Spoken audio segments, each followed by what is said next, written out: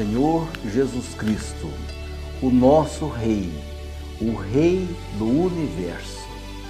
Com grande entusiasmo, com grande alegria, queremos celebrar este último domingo do ano litúrgico, a festa de Cristo Rei, Rei do Universo. Minha saudação a todos vocês que nos acompanham neste nosso programa. Hoje é o último programa do ano litúrgico. Nós sabemos que o ano litúrgico acaba primeiro do que o ano civil, né? E neste 26 de novembro, na festa de Cristo Rei, nós encerramos mais um ano. Queremos agradecer muito a Deus que nos deu a oportunidade de ouvir, de falar, de refletir, de estudar a sua palavra. Palavra que é vida. Deus é vida em nossas vidas. É preciso entender isto, é preciso sentir isto. Nesse nosso programa, nós queremos pensar no reino de Deus, o grande objetivo de Jesus. Jesus teve este objetivo claro. Vindo aqui na terra, ele quis deixar um tempo novo, chamado de Reino de Deus. O evangelista Mateus fala Reino dos Céus. Os outros evangelistas preferem Reino de Deus, que é a mesma coisa. Que é este tempo bonito que nós temos neste mundo para experimentar Deus e, sobretudo, para construir neste mundo um mundo do jeito que Deus quer, de acordo com as vontades de Deus. Isto é, Reino de Deus. Meus irmãos e minhas irmãs, a liturgia da palavra já nos motiva para isso, nos mostra. Lá na primeira leitura do profeta Ezequiel, da liturgia deste último domingo do ano litúrgico, está assim, Ezequiel 34:16. A ovelha perdida eu a procurarei, a desgarrada eu a reconduzirei, a ferida eu a curarei, a doente eu a restabelecerei. Como que é bonito! Já naquele tempo do profeta, via-se a necessidade de um Deus pastor. Naquele tempo do profeta, e também no tempo de Cristo, a figura do pastor simbolizava muito o amor, o apego do pastor à ovelha. Assim também é o apego do nosso Deus, de Deus, por todos nós. Você que está me assistindo, tenha certeza, Deus te tem como único. Você é uma ovelha de Deus. Ele é o seu pastor. Ele é dono da vida. E esta vida que você vive nasce, procede de Deus, o bom pastor. Como que isso é bonito, é afetivo sobretudo. O pastor naquele tempo, como hoje, né? Lá naquela região, tem muito carinho com as ovelhas, conhece as ovelhas, o seu jeito, né? Acaricia suas ovelhas, evita os perigos das ovelhas, assim também é o nosso pastor. E o profeta Ezequiel, pensando na bondade de Deus, faz esta comparação, né? Muito forte, muito bonita. Lá no Evangelho de São Mateus, foi lido um evangelho muito forte, conhecido por todo mundo. É o evangelho que fala: tive fome, me deste de comer, tive sede, me deste de beber, estava nu, me vestiste, estava doente, me assististe. Enfim, é o evangelho de Mateus que vai falar dessa vinda de Deus para nos colocar ao seu lado, aqueles que entenderam a vida, a dignificação da vida, a beleza da vida. Penso que esse evangelho é muito oportuno e necessário ser entendido, porque o nosso Rei, que é Deus, tem um projeto, como já falamos, que é a construção do seu reino.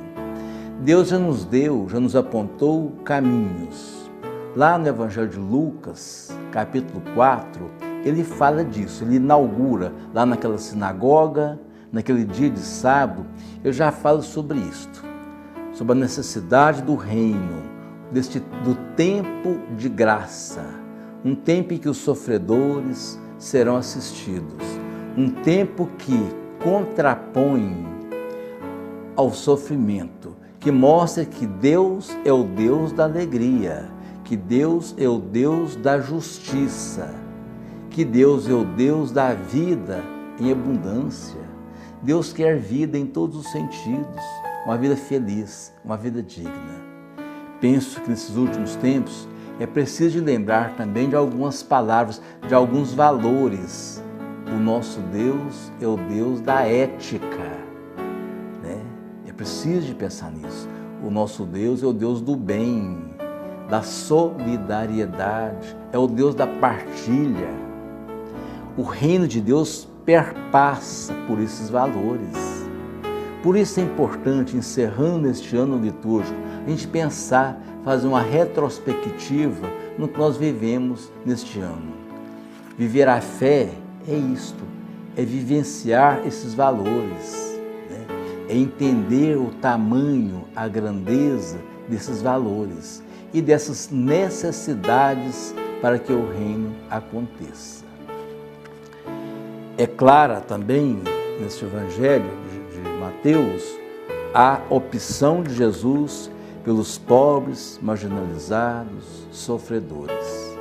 Jesus é o Deus companheiro, é o Deus pastor, é o Deus rei, rei servidor. Jesus não é um rei de majestade, né, de trono, mas é um rei servidor.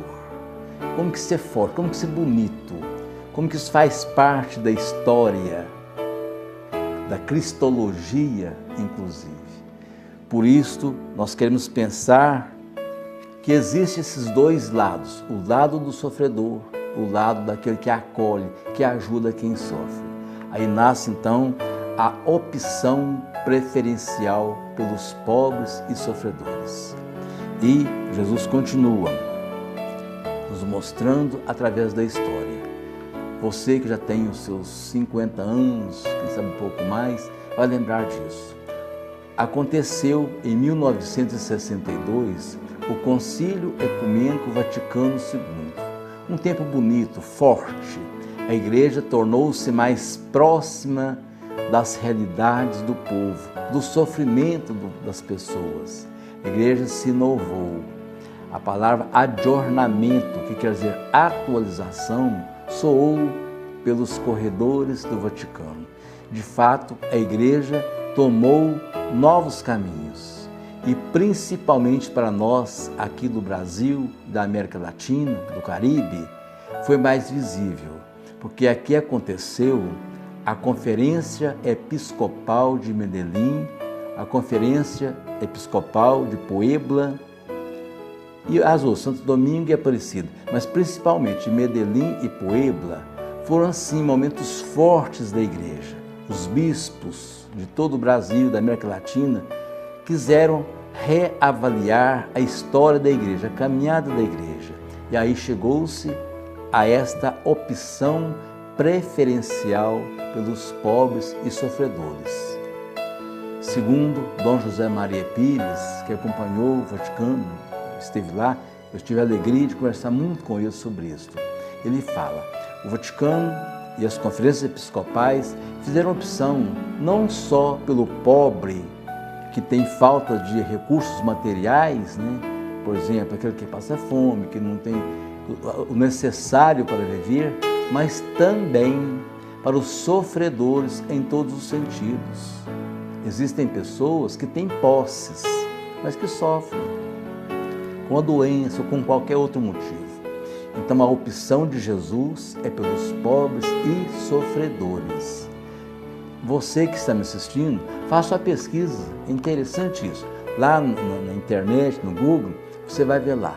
É só você digitar Conferência Episcopal de Medellín. Eu vou pedir a técnica para colocar aí, para legendar aí para você. Conferência Episcopal de Medellín. Depois, Conferência Episcopal de Puebla. E também queria falar sobre o Pacto das Catacumbas, ou Pacto da Catacumba. Foi uma reunião bonita de 40 bispos que aconteceu paralelo ao Vaticano II. E lá os bispos fizeram um gesto muito bonito.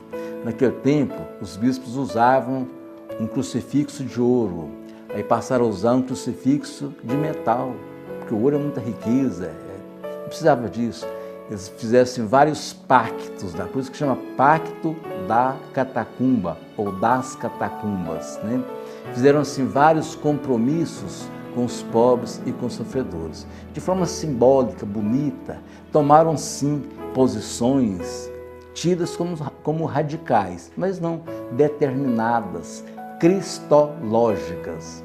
Então, nessa festa de Cristo Rei, fico pensando na beleza de assumirmos sim as opções em favor da vida, que com certeza agradarão o nosso Rei.